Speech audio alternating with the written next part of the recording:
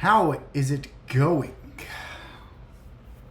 Well, so I've been doing a lot of these kind of Google business audits, website audits, and I've been learning some really interesting things at looking at a lot of businesses that I'm not in charge of, and just kind of getting an idea of what the biggest flaws are, the biggest mistakes people make. And I ran across something really interesting about categories that I don't think anyone really considers or really looks into. So in this video, I want to talk about these kind of category tricks and how you can use this to boost your Google business profile and to make sure that you're doing things right. My name is Josh Thompson, founder of Brightbeam SEO, and I have helped add over $35 million of local annual revenue to service-based businesses, and I love doing SEO for local businesses.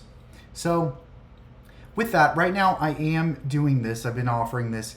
If you comment GBP on the video, or if you just send me an email to josh@brightbeamseo.com, I will give you a free website and Google business profile analysis. I love doing them, and I think it's beneficial. It's been beneficial for a lot of people who watch the channel.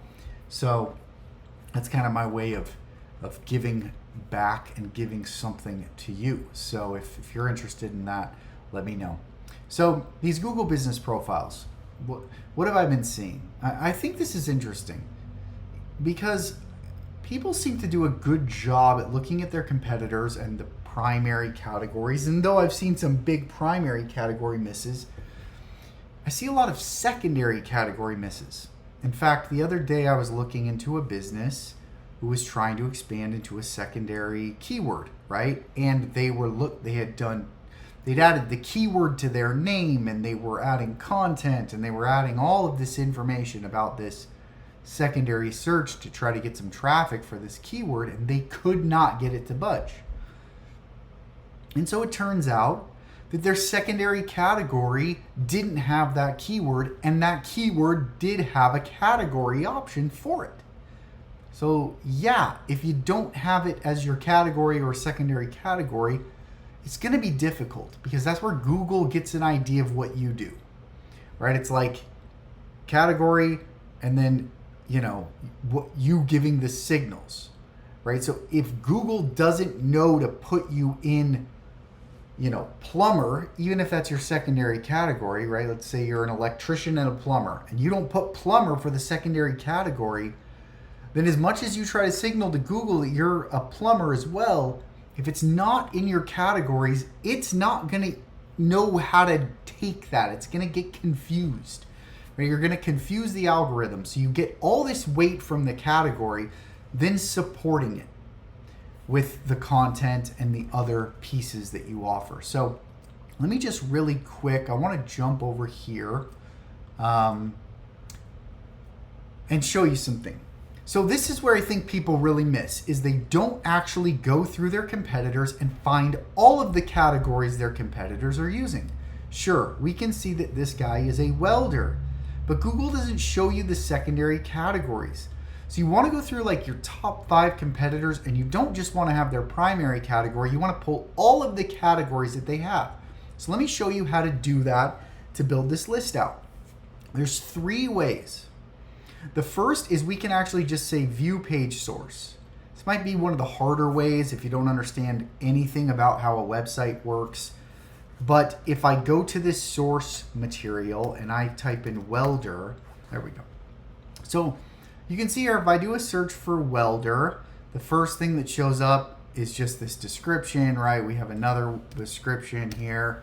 But if I go through this enough, we'll find a place here where it gives us all of their categories. So you can see this company is categorized here as a welder, a metal fabricator, and a sheet metal contractor. Now I know that's not like the ideal way, right? That seems a little bit crazy, but it does show up. And because it does show up in this source code, there's other ways of pulling it out.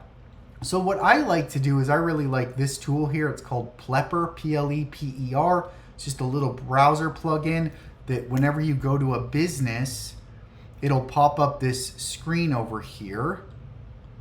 Let's see if it gives us that. I'm here to click it. And it'll say here, right, that we can see they are a welder, metal fabricator, and sheet metal contractor. So I can simply copy and paste that.